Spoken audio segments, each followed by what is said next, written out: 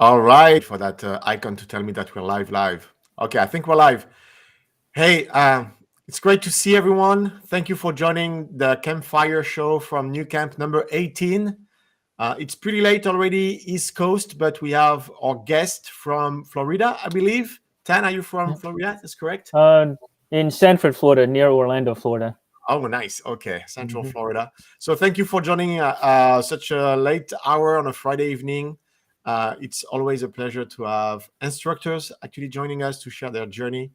For everyone joining online, you're probably either on YouTube or Facebook or LinkedIn. And I want to thank you for actually taking the time to listen to this show. We are streaming live. You can ask your question in the chat, wherever actually, whichever platform you're watching us right now. Ask your question in the chat. We'll actually take the time, Tan and I, to answer those. You can also, if you're interested, you can join us. And let me actually pull, where is that? Let me pull the link for you. If you want to join us kind of live and using your mic and video, you can just type in url.newcamp.co/dial-in. And this will actually bring you here on the floor with Tan and myself. And we'll actually be able to have a chat. So without any further delay, I want to welcome and thank you, Tan, for joining us. How do I remove this now? Hold on. How do I remove? Oh, hold on. There we go. Hide. So Tan Gwen, thank you very much for joining from Central Florida. Tan, you are an instructor with us, and I checked. You've been with us. Oh, they're not going to be able. So, Tan, if you want to Hmm. type, and you Uh-huh. just use the private chat here. So, if you Oh, want to okay. type, you can just type on the side. I think. Can you type on the side? You see the It message? doesn't look like I can, but no, Okay. what I would say is like to the chat, those that are typing in the chat, hey, and it's not because I'm ignoring you, it's because it looks like I don't have Yeah. Okay. I didn't the know that option. if you were able to Yeah. type in or not. So, Tan, uh, again, welcome. Do you mind introducing yourself briefly to the audience, and then we'll get started on. I have some questions for you. Yeah, I'm Tan Nguyen. I've been an instructor with New Camp for since at the beginning of the pandemic, around that pandemic times, all the way till now. But I joined into New Camp back in 2019. So part of I was interviewed by like the original crew, like Olaf and Oh a yeah. couple of others. And I graduated from NC State in computer and electrical engineering and worked in the industry for a few years. And then me and a friend decided, it's a smart thing to do to try and start our own business or create a web development type company and see where it goes. And we've been hard at it to see what happens. And during that time, we've learned a lot. So I just wanted to share my own perspective, just on Great. on Yeah, here. we'll get to talk about your company and what you're doing there. So I looked at your start date with us. The first course you delivered as an instructor with us is March 9th, 2020. It was the HTML, CSS, and JavaScript course. And I see here that you delivered it at Venture X on Pine Street. Hmm. But I guess you didn't, right? Yeah. That's right when the pandemic started. So do you remember that very first course? Like, were you actually in the process of going to the co-working space Venture X, or did you deliver it fully online? We were actually there, I believe, for about I think 2 weeks. We were there Two because I weeks.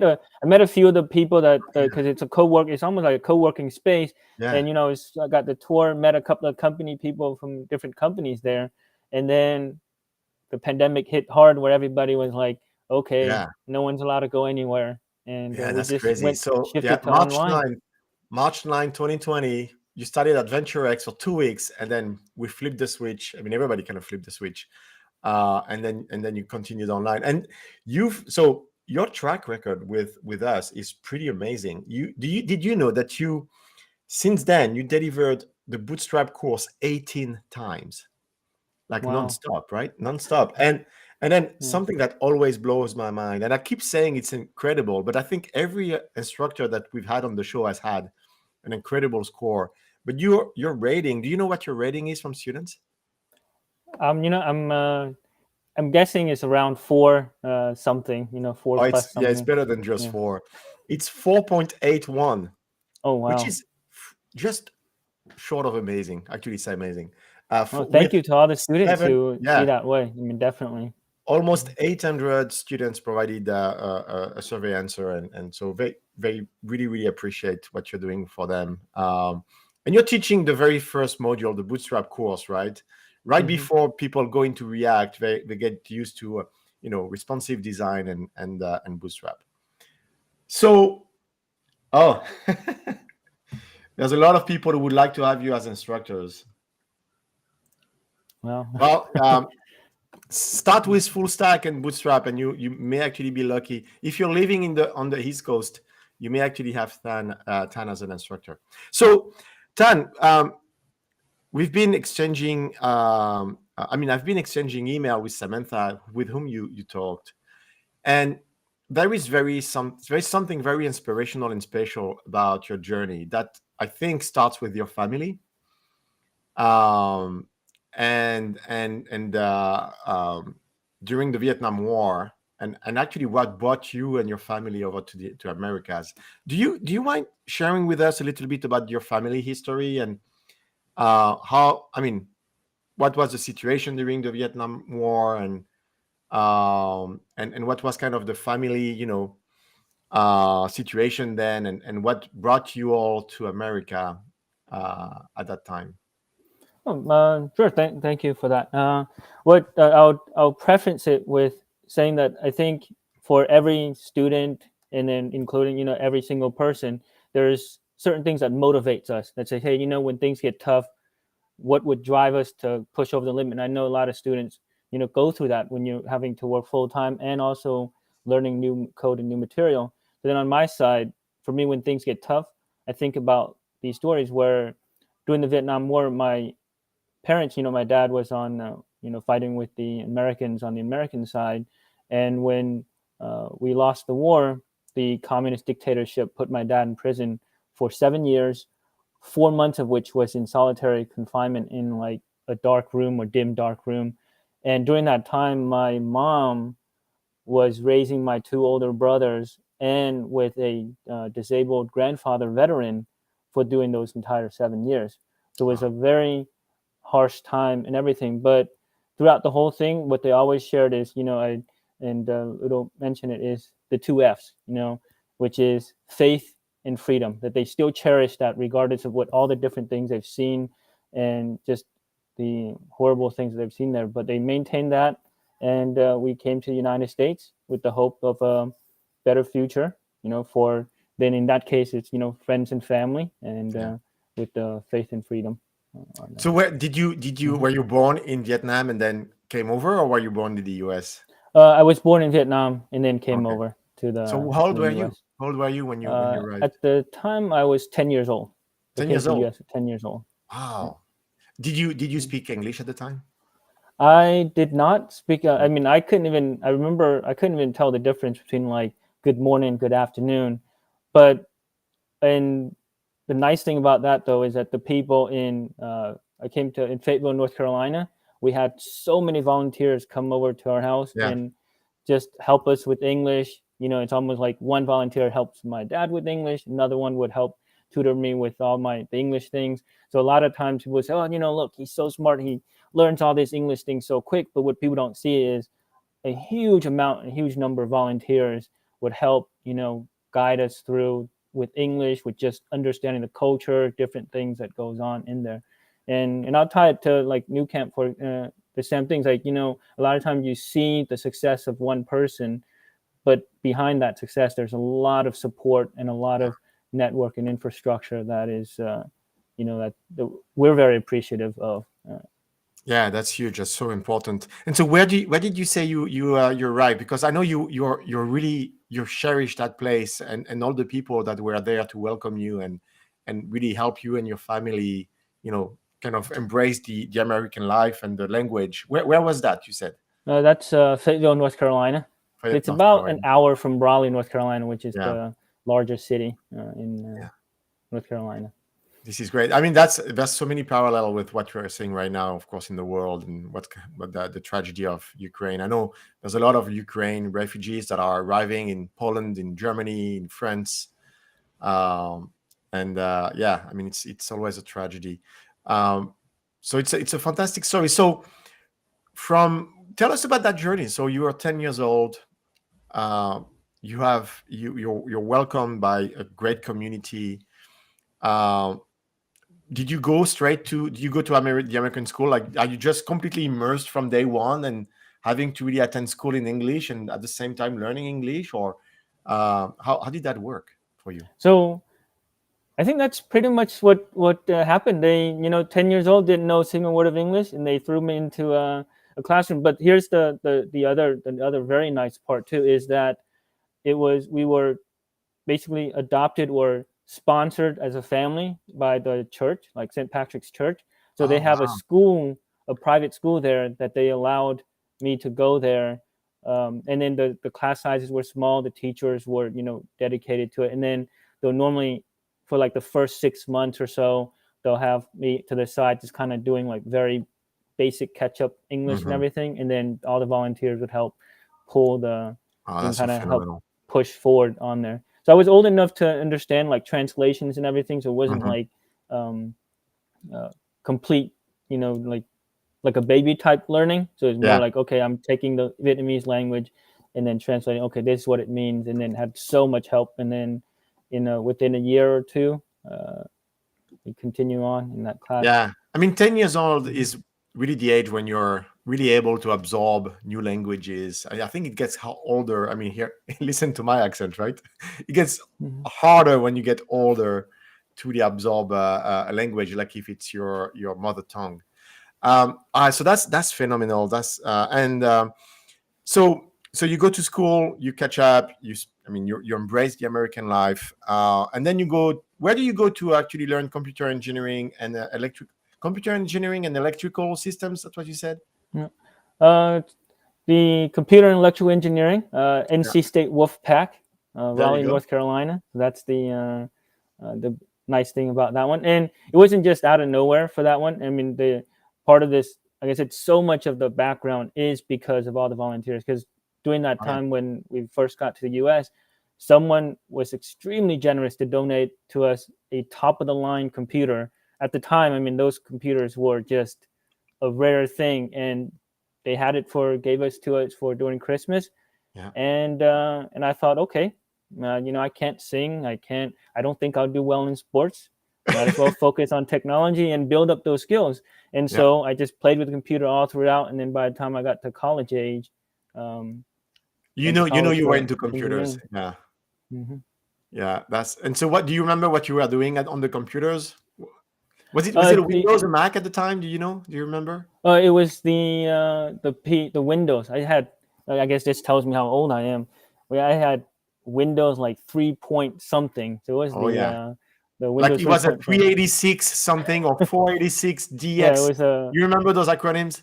486. Yeah, Those Intel Inside thing on there. yeah, yeah. Um, so I mean, but those are the and I'll even share the on top of it were at school, because it was a private school. A lot of the other kids have access to computer as well, and I'll mention some of the kids' names. Like Dustin, Jeff, and Matt. They were helping me understand more about computers. So you learn from other kids. That's Yeah. great. They share about, hey, this is what you do. And one of the first programs that I tried to do was to create something that talks with me, right? So like, hi, and then if hi, Yeah. print, hello, how are you? And you just type the standard code on it, because you're kids and you program all that. And then I got better and better to where in high school, I remember a summer, for whatever reason, I woke up at 7 a.m. and I programmed until 10 p.m. for almost the entire summer.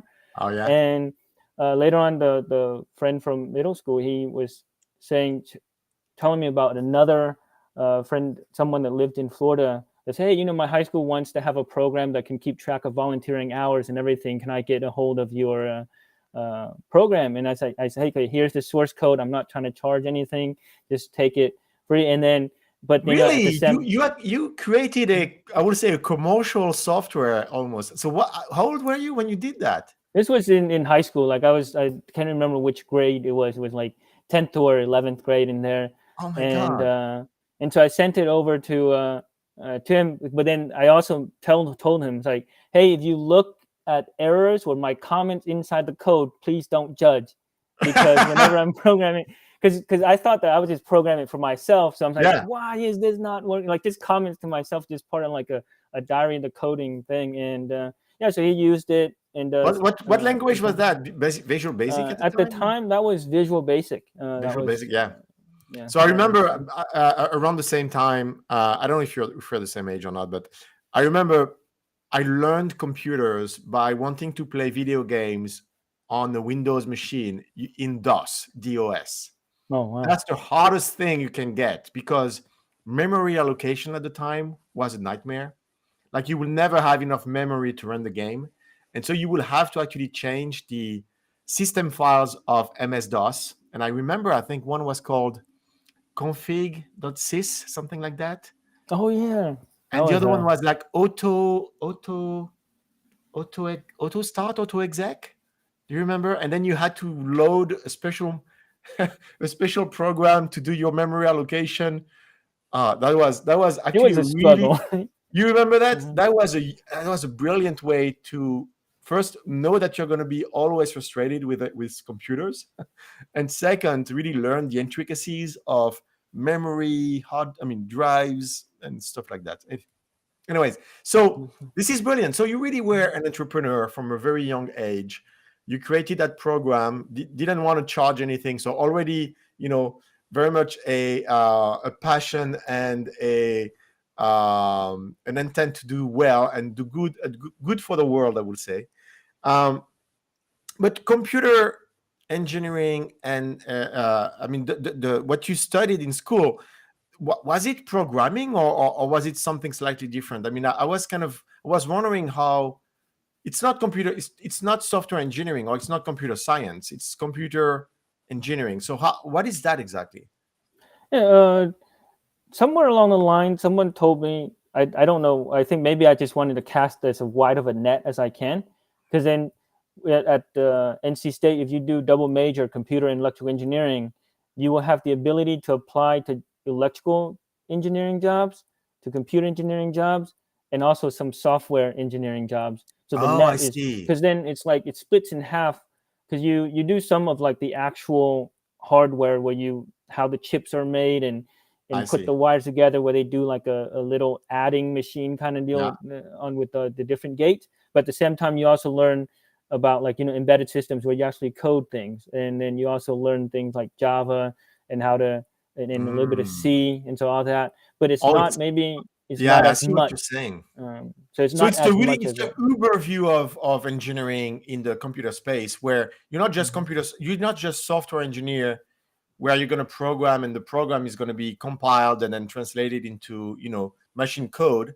You will know how to actually build a board, put a processor, and actually build a firmware, I guess, and make the whole thing work using native code, pretty much, right? Yeah.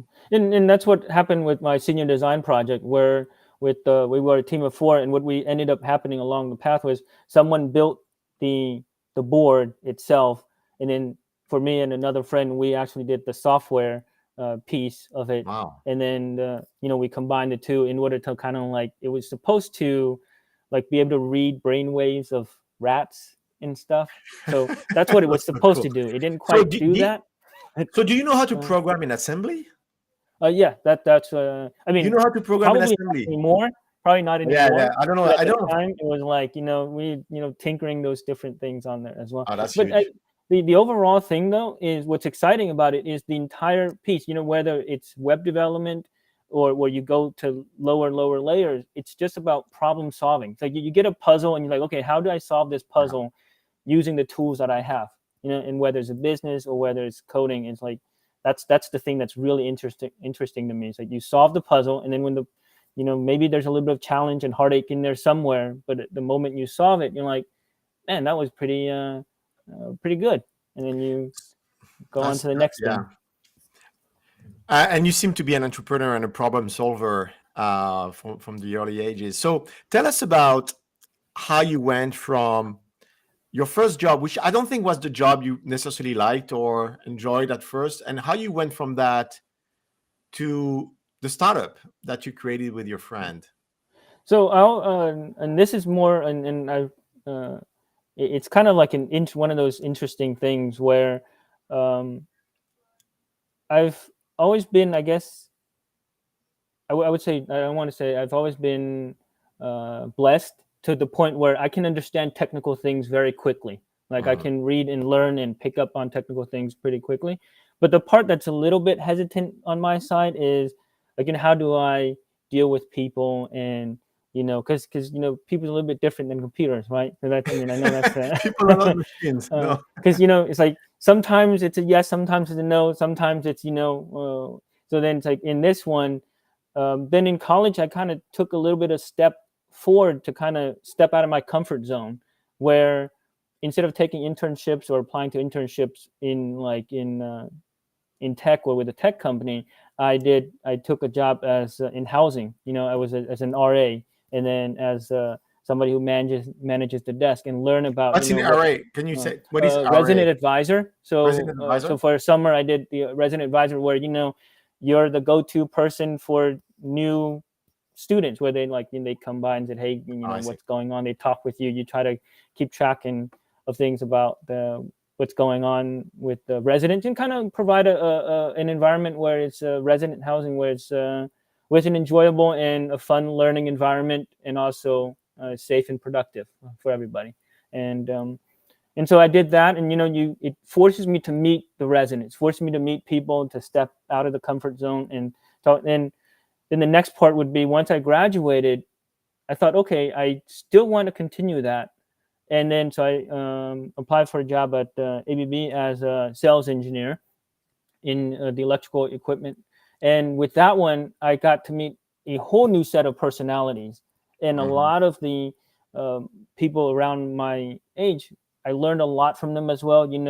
When talking with people in terms of in different scenarios, just to spot different things. And I thought eventually, at some point in the future, all these skills are going to combine together into something that I can really thrive or just really excel in. Because you kind of need bits and pieces to kind of Yeah, create. And if you're thinking about entrepreneurship, it's mhm, not in a corner somewhere. It's you got yeah. to deal with people, you got to deal with technicals, and then motivate people, inspire people, and it's all these different things combined. So okay, I'll just try to see if I can learn as much as I can. Uh, Well, there's a question yeah. for you here from hmm Kothin. Um,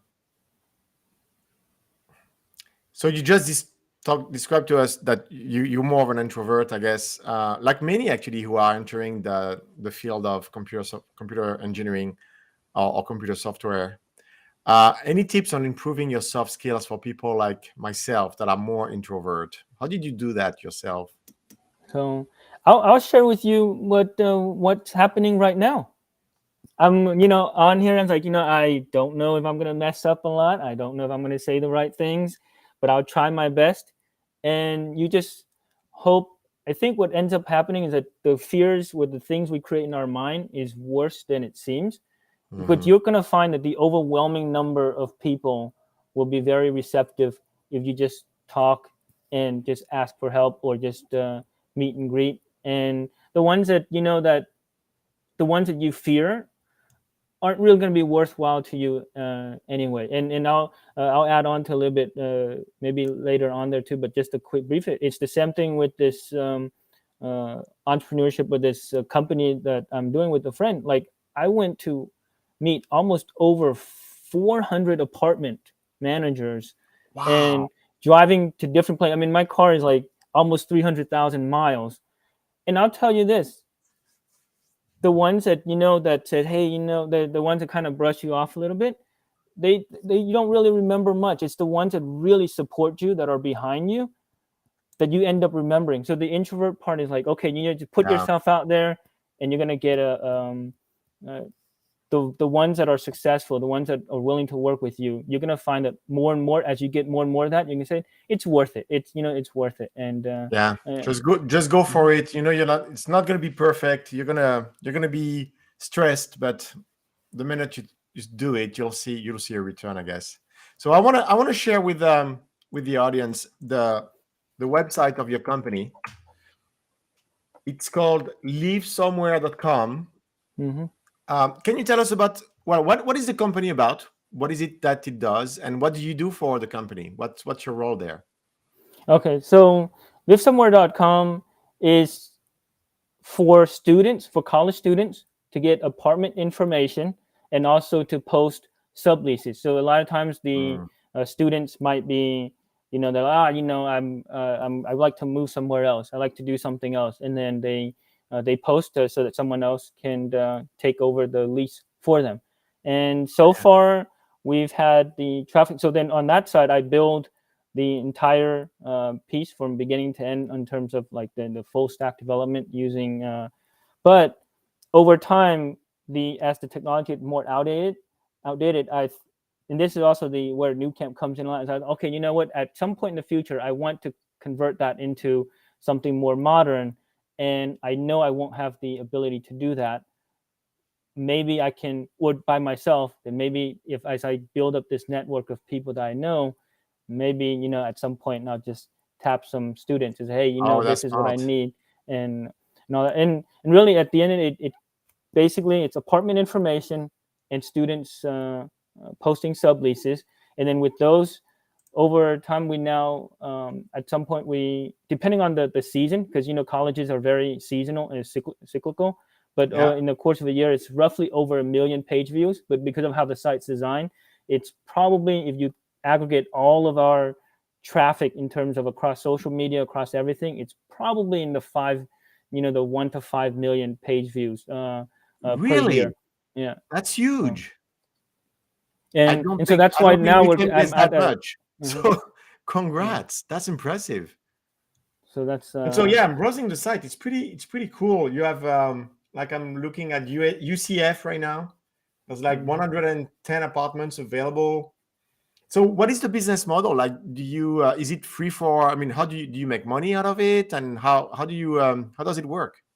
Oh, so here's the interesting part on this one, and some parts of me I'll mention to you is that I I'm a little bit, I don't want to say ashamed, but embarrassed that I haven't modernized the site. And then this is where the trickiness of balance and this juggling act of, you focus on technology, but then you got to shift to marketing, and then you got to shift to sales and all the. So Yeah. then what we've done is we've pushed hard in terms of marketing in order to get the Mhm. traffic, to get the views. Yeah. That it may not be the best, your baby's not the prettiest, but at least somebody's seeing But that baby sometimes it and doesn't matter. I mean, you yeah, still look at uh-huh, Craigslist, and it hasn't yeah. changed in terms of and experience for like 30 years or something, and still, and rocking it.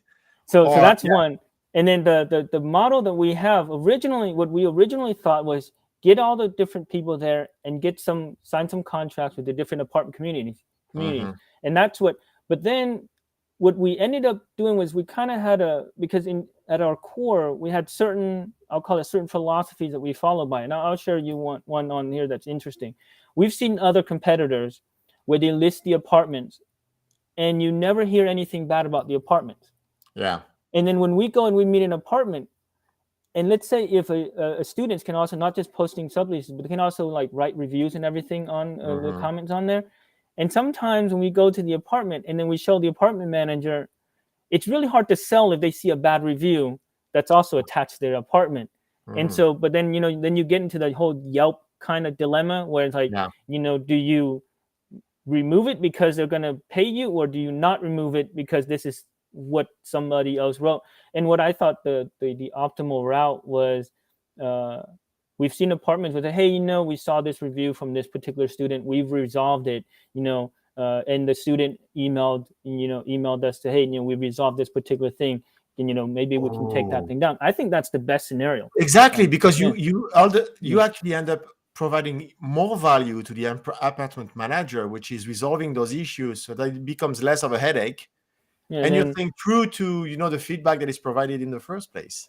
yeah. That's pretty So, smart. and so that's why when I see all those share those things is that during this whole time we thought that all we needed was traffic and get the sales, Mhm. but it turned out that the sales is a lot tougher than we thought because there's some other interpersonal things that interconnect. So then what we did was, okay, you know what? Don't focus on sales until you're just undeniably strong. And this is recently. I mean, I shared with the personal family and friends, like we've worked for years to get to this point where Mhm. we're dominant in terms of traffic in certain locations, and then this is now we're going to shift into the selling part. And the selling part is it's kind of like the Google type thing. Everybody Yeah. goes and they can look at their standard subleases, but at the front, if you pay, you Yeah. get a slot or two at the front, Yeah. You're and advertising. Yeah.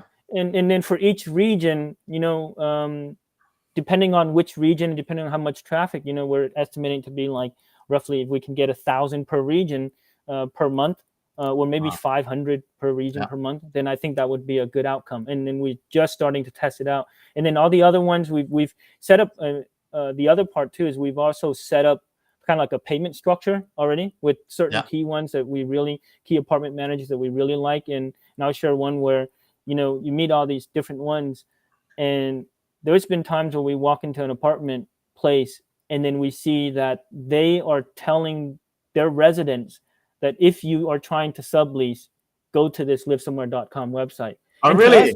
as soon as we That's see brilliant. that, That's so cool. Yeah. as soon as I saw that, I'm not going to sell to these people anymore. It's like, thank you. You're doing the selling for me. And you've pushed the goodwill out for the You have traffic. the network effect. Yeah. We're just going to leave you alone. We're not even going to try and see what we can sell or what we can get out of you because you've already doing like the marketing part. So that's kind of like free advertising. But now we're still trying to figure out that whole piece. How do we get it to where it's a good balance where I can pay the bills at the same time continue to do this for the long That's term, pretty and cool. hopefully for the So you should definitely long term. enlist some students who are looking for, working on a side project and trying to do good as well. That seems like a worthy adventure to actually join the ranks and help you out. So tell us a little bit more. I mean, we're in the coding space, obviously. So obviously there's a little bit of bootstrap in there. I mean, you're a bootstrap instructor as well. What is the stack otherwise? What's the back end? You want to go into those details? Like how are you, what is it built on? Yeah, so it's so we're in the process of converting to Bootstrap to make it look a little bit nicer. Okay. That's one. In the back end is PHP, but at Okay. some point I'm going to convert it out to Node and that TypeScript, the back end on. So basically, the merge stack is what I'm going for. And then the only hard thing on that though, by doing that, is that in the back end, there's so much cron jobs running in the back end. And algorithms. And this is where it's another one where it's like, it's like the brains of the site that because you don't get a site where people just post subleases and then that's the end of it. Like there's things that calculates, okay, when does the lease expires? When do you take it down? So all these things that's running automatically as we speak, and there's like 20 or 30 different types of specialized cron jobs that runs it to keep the site going. So then okay, somehow that has to be converted into new languages and everything as well. So that's kind of the stack is PHP with the logic behind it. And however, what we run into, and then I'll share a little bit of why it has to go toward like React and React Native and all that, is that there's something called like a service piece where we don't want the user to download an app, right? Because it's like that's another layer of tough of I call it resistance or hesitation that so we want it to be where it's a website, but it can pull onto the service workers that they can send messages to each other, and it still functions as if like it's an app. And you cannot do that with what we currently have. So because you're mostly server side, right? You're rendering in the server. You don't necessarily render on the front end. Yeah, that makes sense. Well, let's take a few questions here. This is really exciting to hear you describe your business and the platform that you've built and the success you've encountered as well. Yancy is asking an interesting question here. Do you think age 50 is too late to learn front-end development? What would you say to that? I hope not. I think we're, I know they said, I don't think we're ever too old to learn anything new if we don't let I even said this to my roommate the other day. I said, hey, you know what, we can get older, but we don't have to be old. I Yeah. guess that's the idea. Is like, hey, we can learn new things. Now, of course, don't get me wrong, I have not signed up to TikTok, so that's supposed to be like the new thing, and There's some limits. so that's something that my nieces and nephews, they know all these things with the tick whatever it is that they have going on. But that's Yeah. I'm on but in terms TikTok, of but I'm only lurking. I'm just watching stuff. I'm not creating anything. so Yeah, I mean it's never too late to learn. It depends how recent your interest in technology and computers is. When I see that question appear, there's a big difference in my mind between someone who's been always interested in computers or engineering and IT and never got around to actually spend really a good amount of time in it, but has always tinkered in it, and then starts to really dive deep into it in your 50s. Chances are it's gonna work pretty well because you've always had that mindset and that passion that's going to take you actually through the journey. If you're just discovering computers, software, now in your 50s, you really have a lot to unpack before getting to the point of being a good front-end developer. It's not that it's not possible. It's just the journey is going to be longer, and it's going to be harder potentially. So it's never too late. But you usually the people that are more likely to succeed are the ones that are not, even though they're just starting at 50, they've always tinkered in it before, or they were in fields that are connected. Like we have an instructor, a fantastic instructor named Laurie. She's beyond her 60s, and she got into development with New Camp, became an instructor afterwards, but starting in her 60s, and she was pretty successful doing that because she was actually a nuclear biology scientist before, and her oh, mind was very mathematical, and she had that scientific mindset, and the transition really happened. So yeah, I mean it's not obvious, Yancy. It depends a lot on your past interest in it, and how well your mind is wired to scientific topics. You don't have to be a scientist, you don't have to be a mathematician, but is your mind, have you been thinking along those lines for a long time versus just starting at 50? So I hope it's helpful. Let's see what else. There was another question, Tan. Do you have an opinion on that? Which one would you prefer actually for backend? Will you go for Java Springs or Node.js? well, I'm not familiar with the Java Springs. On my side, what I would do is I started with PHP, and Yeah. then now the next step would be Node. You I think, yeah, would you'll go to Node. shift toward With Node. PHP, what kind of database do you use? MySQL. Oh, MySQL. I would have PHP. bet. Yeah, of course. That's Yeah. kind of the once you're in the PHP world, you go to MySQL as well. Yeah. That's pretty usual. Cool. Mhm. Yeah, I'm not familiar with Java Springs myself. I mean, of course, I've heard about it. If you do a computer science degree, chances are you're going to be introduced to Java as a language. Although more and more programs now are using Python to teach programming instead of Java. Um, I don't think you can go wrong with anyone. The one that has the most traction and most new projects, I would say, will likely leverage Node versus Java. But at this point, you can't really go wrong with either one of us of this one. Oh, Yancy is just answering. Yeah, it's for you. Well, it's great to hear, Yancy. All right, so let's go back to you, Tan. You're an entrepreneur. You've built a startup with a friend of yours. You have great traction, but you also have an interest in helping others, and I think it's really deeply rooted in your background and your experience with the church, and how much help you've received at a young age when you arrived in the US. And so you decide to join New Camp as an instructor. Can you actually, uh, just for my sake, I guess, what I mean, how did you find New Camp? What made you sign up as an instructor? Because when you joined, we were pretty new. Like, not a lot of people knew about us, and what made it happen? All right. So the originally, I think it was when I first moved to Florida, I was actually looking for a programming volunteering program. So if you guys were doing volunteering, I probably would have signed on to it.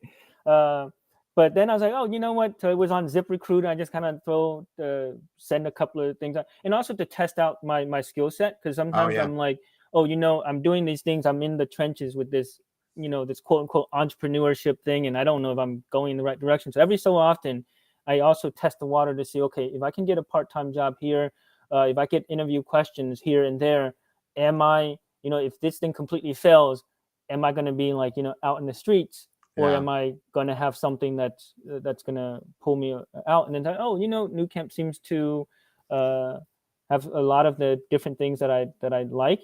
And even then, when Olaf was interviewing me on the technical side, he asked me a couple of questions that I wasn't even thinking about. I was like, oh, I never realized that those questions were important. And then, okay, I went back to the drawing board, study a little bit more. So that was originally with signing on, just to maintain my skill set and, oh, that's and, cool. and network out to a larger group. Yeah, But I stayed, and I'm really excited about it. And I think I'm seeing on the chat here, like Kyle yeah, wrote let's something bring on it here up. as well. It's like, I know it sounds a little bit corny. I'll share it with. But during the pandemic, when we're all locked in, it was kind of really nice. I kind of look forward to each Saturday to Mm, coming to the class, even though it's technical. We're not talking about hanging out or anything like that. But it's actually really nice to have that interaction and talking with yeah, new people and meeting with people and helping people along the way. And then at the same time, I also receive something back as well. It's that I hear questions and different things I need to practice on to get better at. And it was, I mean, like I said, the you mentioned about ratings earlier, but the ratings also is a reflection of the amazing set of students that New Camp has. And I've been lucky to where I've never had a student where it was out of place. If that, maybe that's the term I yeah, would use, where it was a student that even when a student is struggling, they still share with me like, hey, I'm struggling because I have other family commitments. Very respectful, very understanding, and then we have those discussions on what their best path forward is. And then for others, such as Kyle and other students, it was just an amazing experience where you see the transformation from the beginning of the class, and then before they come into React and say, hey, you've gone far, guys, but wait until you get to React. It's going to be really tough. And yeah. You're in a good spot, yeah, right? I mean, yeah, Bootstrap is eye opener for a lot of students who discover computer science and software engineering and programming. It's a great way to get started, I would say, but it kind of hides the the bigger monster that is React. yeah. And then, in a lot of students, I think they double check with me. Say, hey, what kind of Yeah, JavaScript do I need to learn? Said, that's your bread and butter. Push on the JavaScript, yeah. and then you'll be successful as you get into the harder courses. Well, and you can tell. I mean, Mhm. there were several students who joined this stream and made, I mean, shared their testimonials about your teachings and how much you've been helping them. It's always great to read that. Thank you, Kyle, for sharing that as well. Um, so speaking of teaching, do you have? I mean, you've taught a lot with us. Do you have stories in mind of moments during the teaching, happy moments, maybe sadder moments, like things that have kind of left a mark on you with students, their journey, and what you've seen them go through?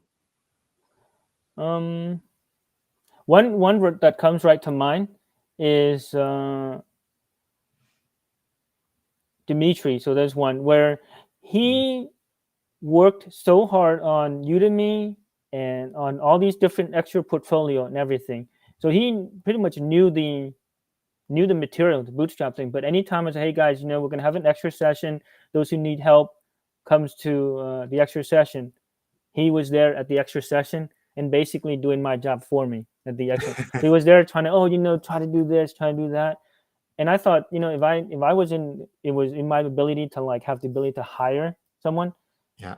that would be. It's not like he showed up to ask all kinds. I mean, of course we have those discussions as well, but he just came to every single extra session not because he needed the help, but because he wanted to help his classmates, and that's Oh, that's one. And then wonderful. on the reverse side is someone who was struggling on a lot of the HTML, CSS basics. I would say some of the foundations, but then didn't give up, and just every single time I had the extra session, she came to that extra session to learn and to say, okay, what do I need to do?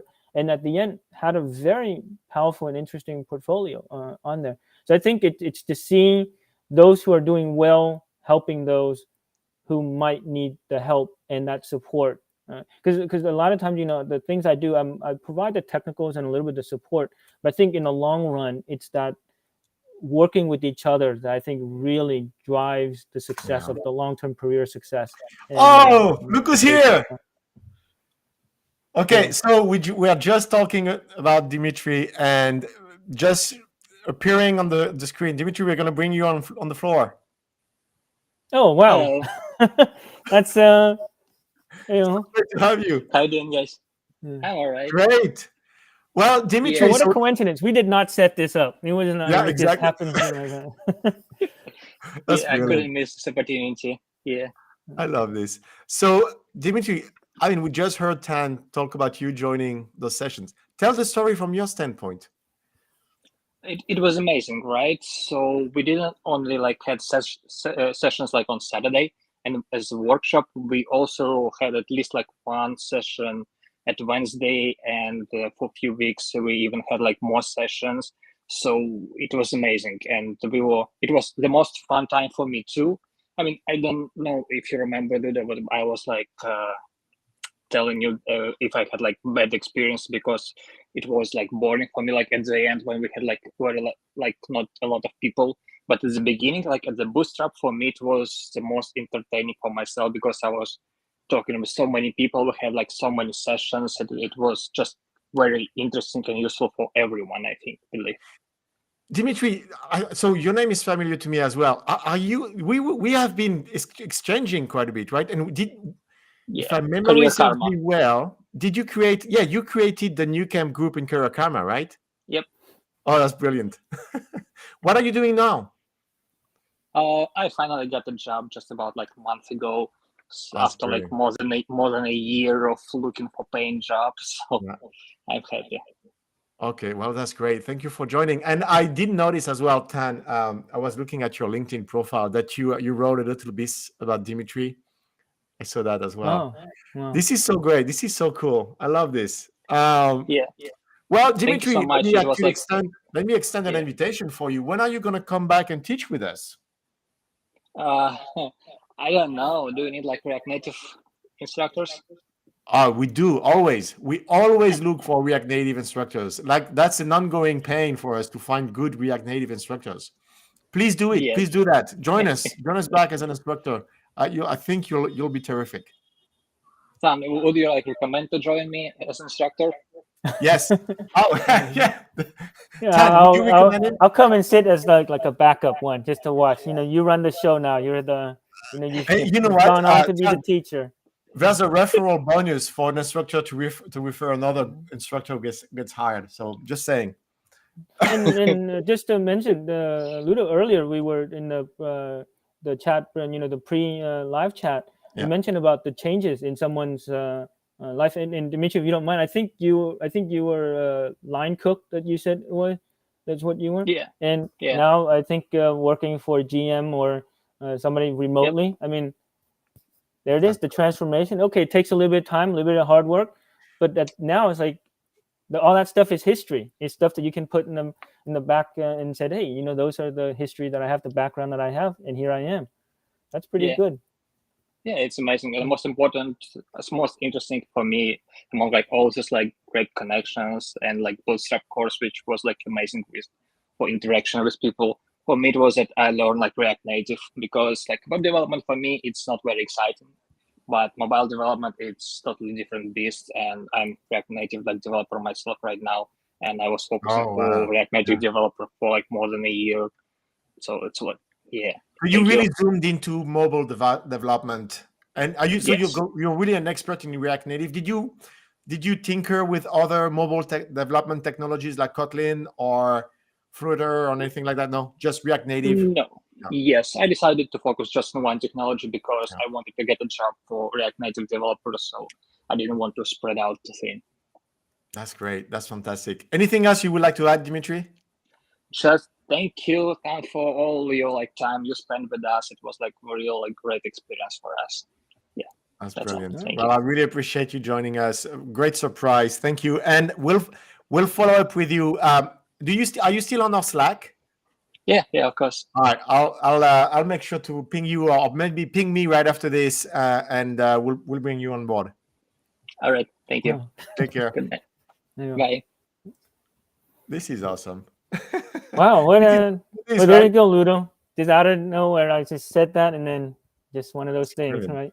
Brilliant. Well, so where do we go from there? I don't know. I love this.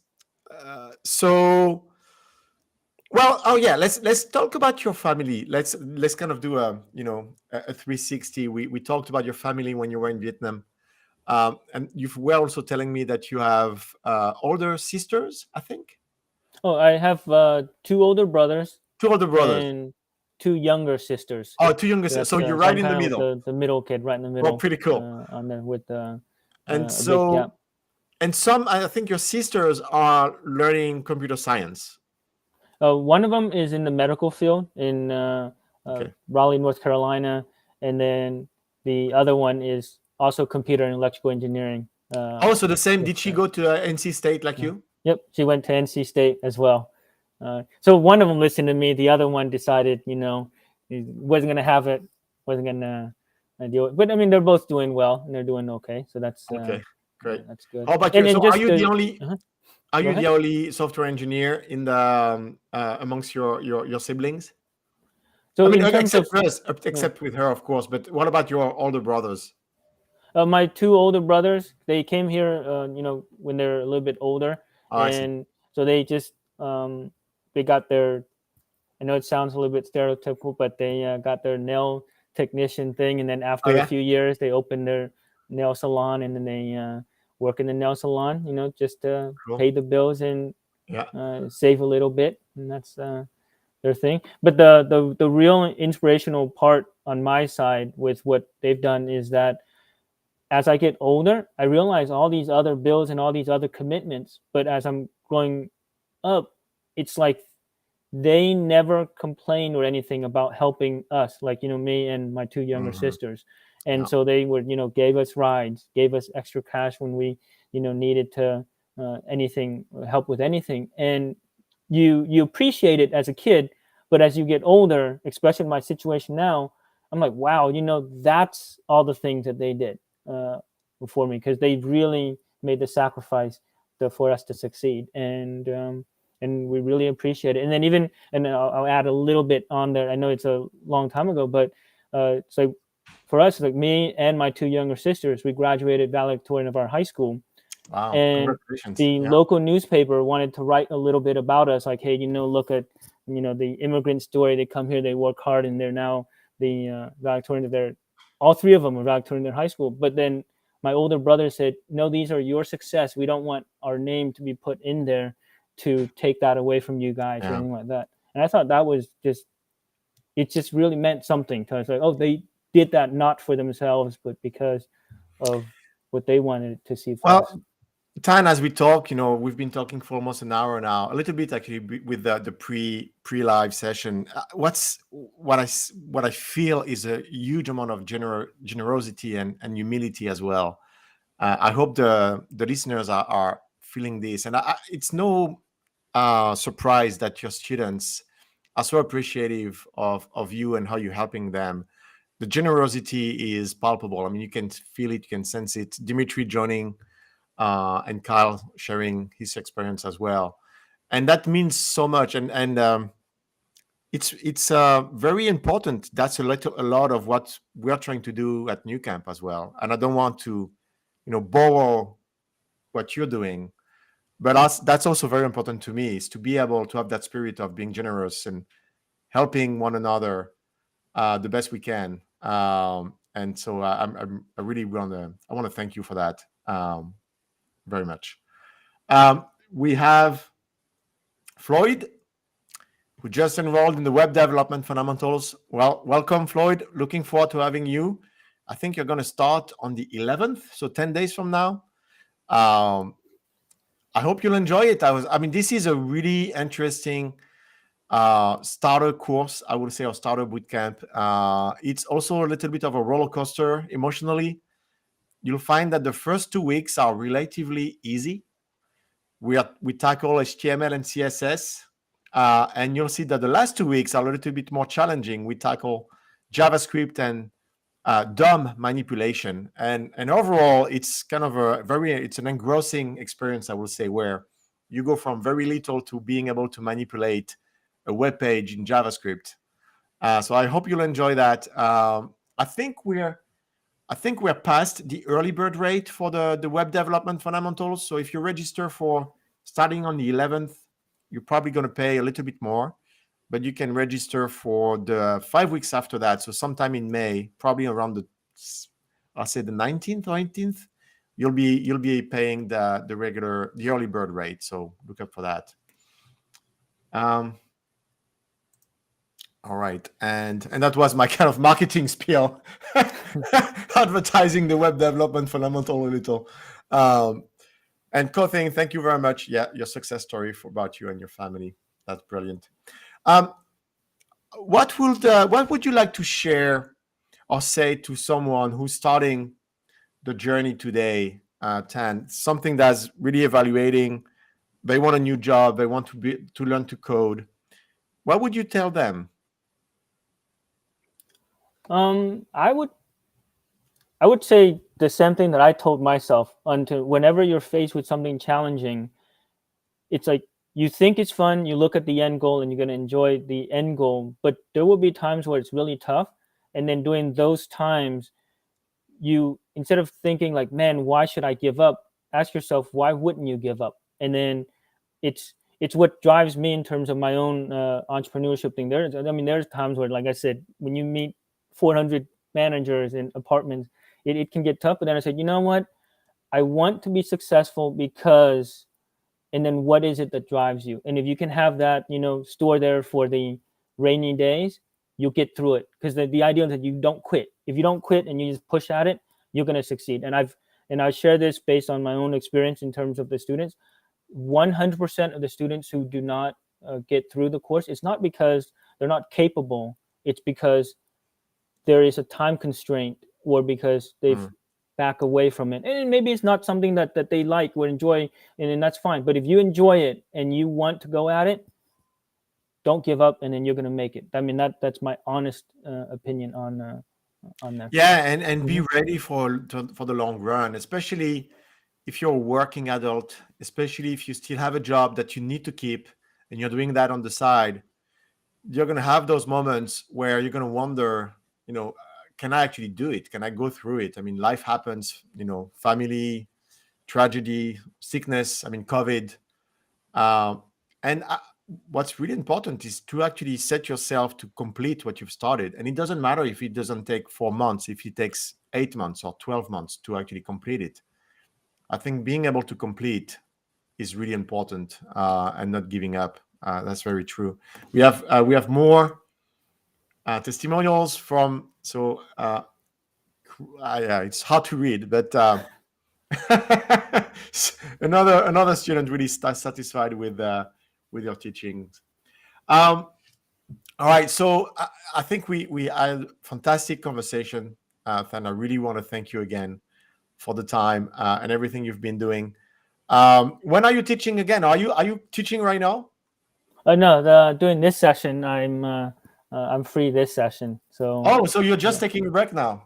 Yeah, taking a little break. And your next one is. Oh yeah, that's right. Yeah. Oh yeah. So you just finished. Okay.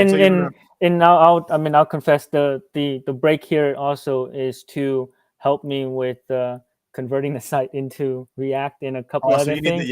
So I wanted to get a chance to kind of have a breathe. And also it's March, so this is one of those seasons where the up and downs of the leasing. Now it's like I think it's double and triple. The traffic is so brutal. Where so it's very seasonal, right? Yeah. In last year, during the 20 and 21, it was kind of like it was because of pandemic. A lot of the colleges were kind of in a way suppressed in terms of subleasing. But now that thing has come back, it came back twice and 3 times as strong. So then it got a little bit. Yeah, you have to get serious. You have to actually do all the work and stay focused on that. And that's not and I just want to mention one comment on there is that it's not so much as it's because I want to give a certain amount or would be at a certain level in terms of being an instructor for the students, because and as you've seen, it's not just me, it's also the students, or a lot of the students, or actually maybe 100% of them is amazing, and I want to give them the attention that they deserve during the week as well, and I think that was what's important. Well, I wish you good luck with the redevelopment of your backend and front end potentially. Good luck as well with the business. We'll be waiting for you to come back whenever you feel ready. After that, we'll be celebrating your success as well. I think a lot of students are gonna hope to get you as their next instructor. Don't wait, but. Thank you so much, Tan, again. I really appreciate it. I wish you a good night. It's late for you and a great weekend. And thank you, everyone who joined us tonight. And thank you to all the students, to everybody who joined. All right. Thank you, Ludo. Take care.